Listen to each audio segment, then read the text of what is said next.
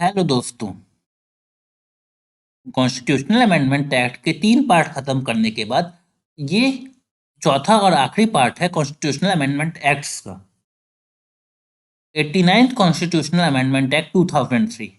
इसने जो था ये national commission of schedule caste and schedule tribes को बाइफरकेट कर दिया दो सेपरेट बॉडीज में, जो कि थे national commission for schedule caste article 338 के अंतर्गत डाला गया और national commission of schedule tribe ये आर्टिकल 338 ए के अंदर डाला गया। ये जो दोनों कमीशन थे इसमें एक चेयरपर्सन, एक वाइस चेयरपर्सन और 3 और मेंबर ऐड किए गए।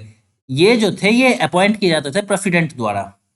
90th कॉन्स्टिट्यूशनल अमेंडमेंट एक्ट 2003 इसने मेंटेन करा जो अर्स्टवाइल रिप्रेजेंटेशन था शेड्यूल ट्राइब का और नॉन शेड्यूल ट्राइब का आसाम लेजिस्लेटिव असेंबली में बोडोलैंड टेरिटोरियल एरिया डिस्ट्रिक्ट से आर्टिकल 332 क्लॉज 6 के अंतर्गत।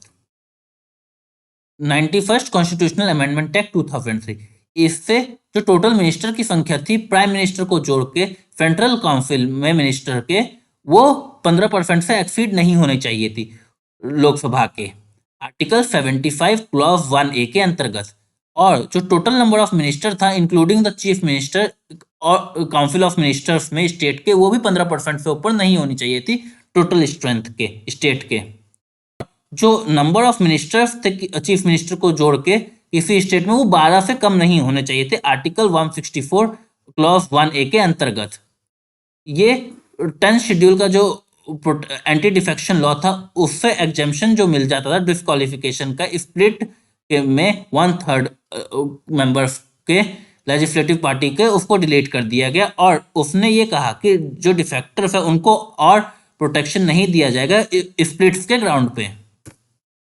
92nd कॉन्स्टिट्यूशनल अमेंडमेंट एक्ट 2003 इसने 4 और लैंग्वेजेस को 8th शेड्यूल में डाल दिया। वो थे बोडो, डोगरी, मैथिली और संथली। इससे जो टोटल कॉन्स्टिट्यूशनली रिकॉग्नाइज्ड लैंग्वेज थे 8th शेड्यूल में वो 22 हो गए।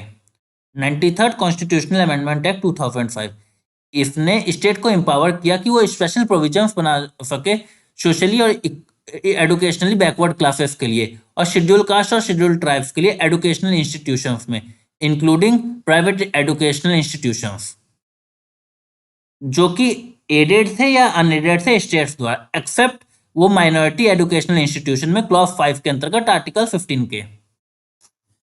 इस अमेंडमेंट को इनेक्ट किया गया सुप्रीम कोर्ट के जजमेंट जो दिया गया था इनामदार केस में 2005 के, जहां जो सुप्रीम कोर्ट था उन्होंने रूल किया था कि स्टेट जो है वो इम्पोज नहीं कर सकता रिजर्वेशन पॉलिसी माइनॉरिटी और non minority unaided private colleges में जिसमें प्रोफेशनल कॉलेजेस भी इंक्लूडेड थे। कोर्ट ने डिक्लेयर किया कि रिजर्वेशन जो है प्राइवेट और अनएडेड एजुकेशनल इंस्टीट्यूशन में वो अनकॉन्स्टिट्यूशनल था। 94th कॉन्स्टिट्यूशनल अमेंडमेंट एक्ट 2006 इस अमेंडमेंट से जो बिहार था उसको फ्री कर दिया गया इस ऑब्लिगेशन से कि वो उसको एक ट्राइबल वेलफेयर मिनिस्टर रखना है और इसको एक्सटेंड कर दिया गया था झारखंड और छत्तीसगढ़ में भी।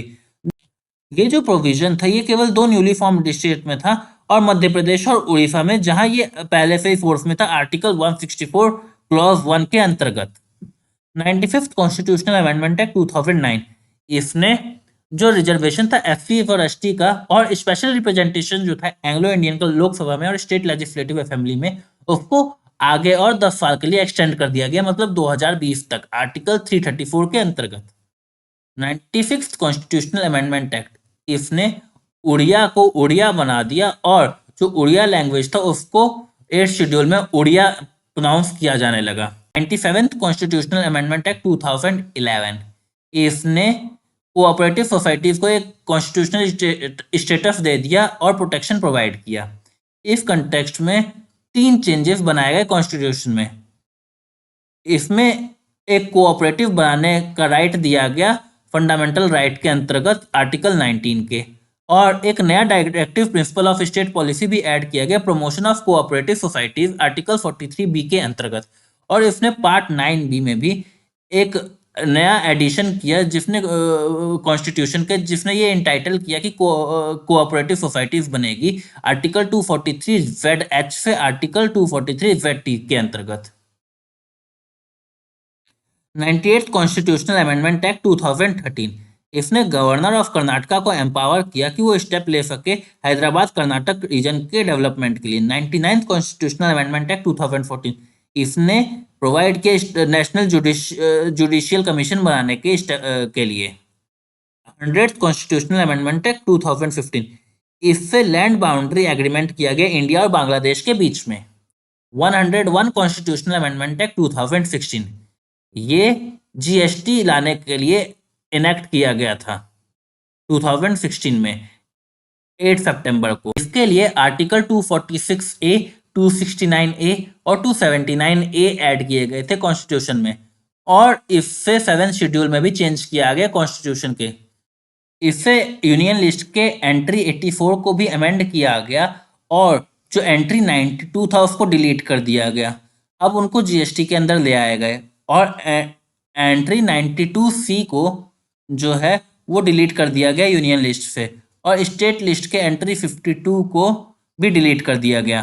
तो ओवरऑल ये कह सकते हैं कि जो 101 कॉन्स्टिट्यूशनल अमेंडमेंट था, इससे जीएसटी को लागू करने के लिए अलग अलग अमेंडमेंट्स किए गए थे स्टेट और यूनियन लिस्ट के।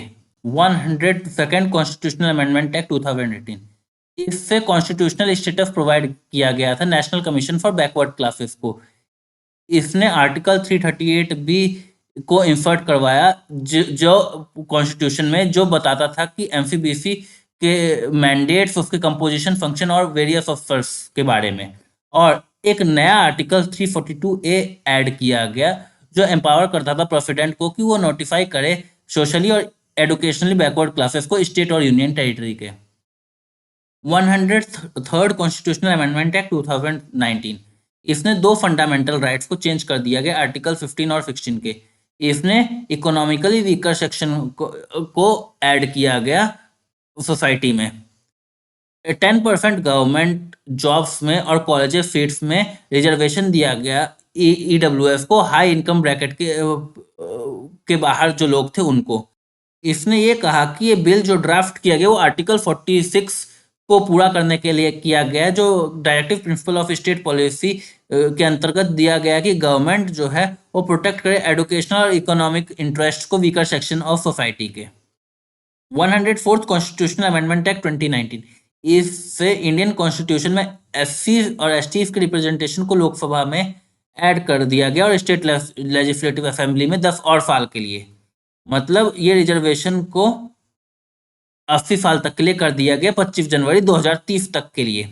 एंग्लो इंडियन का जो रिजर्वेशन था उसको रिमूव कर दिया गया।